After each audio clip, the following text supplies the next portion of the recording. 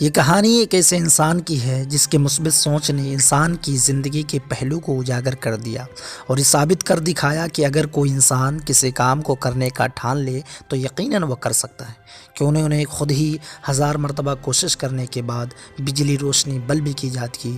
Thomas کا کہنا تھا، اگر ہماری سب سے بڑی کمزوری ہار ماننا ہے تو کامیابی ہارنے کا سب سے آسان طریقہ ہے۔ اس سے آپ کے دل میں بار بار اسٹرگل کرنے کا جنون پیدا ہوتے رہے گا۔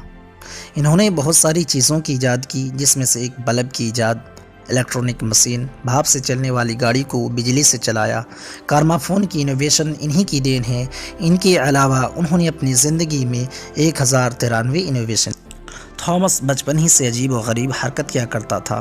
اس نے تو ایک مرتبہ ایسا کر دیا کہ اس کے گھر والے دنگ رہ گئے۔ اس نے ایک چڑیا کو کیڑے کھاتے دیکھا تو اس کے دل و دماغ میں خیال آیا کہ کیڑے کھانے سے انسان اڑ سکتا ہے، تو انہوں نے کچھ کیڑوں کو پکڑا اور اپنے گھر لے آیا۔ اس نے اپنے ایک دوست کو کھلایا۔ اس کے کچھ دن بعد ہی اس کا دوست بیمار پڑ گیا، جس کے کارن اس کو بہت زیادہ شرمندگی اٹھانی پڑی۔ انہی کارنوں اور کرتوتوں کی وجہ سے اس کے ٹیچر نے کم عقل سمجھ کر محض 3 مہینے کی تعلیم کے بعد اس کو اسکول سے نکال دیا۔ اس کے بعد اس کی تعلیم اس کی اماں نے گھر پر رہ کر کی۔ ایک عظیم اور سمجھدار عورت نے بحیثیت ماں اس کے بے وقوفانہ حرکت کو دور کرنے کی، اس کو ایک کارآمد انسان بنانے کی انتھک جدوجہد کی اور اپنی محنت اور جدوجہد وہ کر دکھائے جو کسی کے گمان بھی نہ تھا۔ اپنی والدہ کے ساتھ انہوں نے بہت کچھ سیکھا اور انہوں نے وہیں سے نئی نئی چیزوں پر ایکسپیریمنٹ کرنے لگا۔ اسے 1000 مرتبہ ایکسپیریمنٹ کیا، 999 مرتبہ فیل بھی ہوا اور آخرکار 1000ویں بار میں اس کے ایکسپیریمنٹ سفل ہوئی۔ آئیے اب ہم دیکھتے ہیں انہوں نے اپنی زندگی کی شروعات کیسے کی۔ 12 سال کی عمر میں ریل گاڑی میں کتابیں بیچنے کا کام کرنے لگا تھا۔ ایڈیسن کی ایجاد کی اگر ہم بات کریں تو سب سے پہلا ٹیلی گرافر کے طور پر کام کیا۔ اس نے پہلی ایجاد مکمل کی جس کو اس نے بیچنے کی کوشش کی، وہ ووٹ ریکارڈ کرنے والی برقی مشین تھی۔ یہ مجلس کے ارکان کے ووٹوں کو ایک بڑے بورڈ پر ریکارڈ کرتی تھی۔ تھامس نے اسے اپنے ساتھ واشنگٹن لے گیا اور کانگریس کو بیچنا چاہا، مگر وہاں کے چیئرمین نے یہ بات کہتے ہوئے ان کی مشین کو لینے سے انکار کر دیا کہ حاضری لگانے کے لیے 30 منٹ لیتی ہے، اتنے میں ہم تو ووٹوں کی تجارت بھی کر سکتے ہیں۔ ایڈیسن کو اس برتاؤ اور اس کی زبان سے بہت زیادہ تکلیف ہوئی اور انہوں نے ٹھان لیا کہ میں آئندہ ایسی چیزوں کی ایجاد ہی نہیں کروں گا جس کی ضرورت نہ ہو۔ ایڈیسن کی زندگی کا سب سے بڑا موڑ وہ نیو یارک سے شروع ہوتا ہے۔ جب ایڈیسن نیو یارک آتا ہے تو اس وقت اس کے پاس کچھ نہیں ہوتا ہے، نہ کھانے کے لیے روپیہ، نہ رہنے کے لیے جگہ۔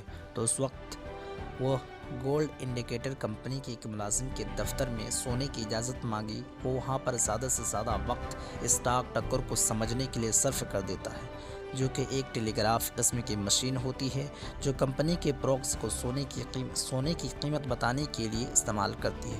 کچھ دن بعد جب اسٹاک ٹکر ٹوٹ جاتا ہے تو اس سے تمام لوگ حیران و پریشان ہو جاتے ہیں کہ کیسے اس کو ٹھیک کیا جائے، اور تمام لوگوں کی بارہا کوشش کے بعد وہ لوگ ہار مان جاتے ہیں۔ تب اسے ایڈیسن ٹھیک کر کے مینیجر کو حیران اس وقت مینیجر نے سپروائزر کی ملازمت کے لیے $300 دیے، جو اس وقت کی بڑی رقم ہوتی ہے۔ ایڈیسن اس کے بعد کبھی پیچھے موڑ کر نہیں دیکھا اور اپنے تجربات کو جاری رکھا، اور اس نے اتنا بہتر بنا دیا کہ gold and stock telegraph company کے صدر جنرل ماس لیفٹینس کی پیغام بھیجا اور پوچھا کہ نرخ نما اعلیٰ کے بارے میں آپ کیا سوچتے ہیں، تو انہوں نے $4000 قبول کیا۔ ایک لمحے کے لیے ایڈیسن خود پر قابو نہیں کر پایا اور اس نے سیدھا کھڑا ہونے کے لیے میز کو پکڑ لیا اور کہا، میرے خیال میں یہی ٹھیک ہے۔ 1887 عیسوی میں ٹائپ رائٹر کے اجزاء کو لکڑی سے بدل کر بہتر بنا دیا اور اس نے لفظوں کی ترتیب اور سیاہی کی تقسیم کو بھی درست کیا۔ ایڈیسن نے ٹائپ رائٹر کو اتنا بہتر بنایا کہ مشین کے ذریعے سے ہاتھ کی بنسبت وہ بہت زیادہ تیز چلنے لگا۔ یہیں پر ان کے قدم رک نہیں جاتے بلکہ ان کے ایجادات کے قد و قامت سے ان کے حوصلے میں اضافہ ہوتا ہے۔ وہ دیکھتے ہی دیکھتے ایڈیسن نے ایجاد کردہ فونوگراف یا ریکارڈ 1877 عیسوی میں دنیا کے سب سے جدت پسند ایجاد کا درجہ دیا گیا۔ اس وقت تک کسی نے بھی فونوگراف کا علمی نمونہ نہیں بنایا، اس کا نمونہ بالکل نیا اور اچھوتا تھا۔ ایڈیسن نے ہمیشہ فونوگراف کو اپنی پسندیدہ ایجاد قرار دیا۔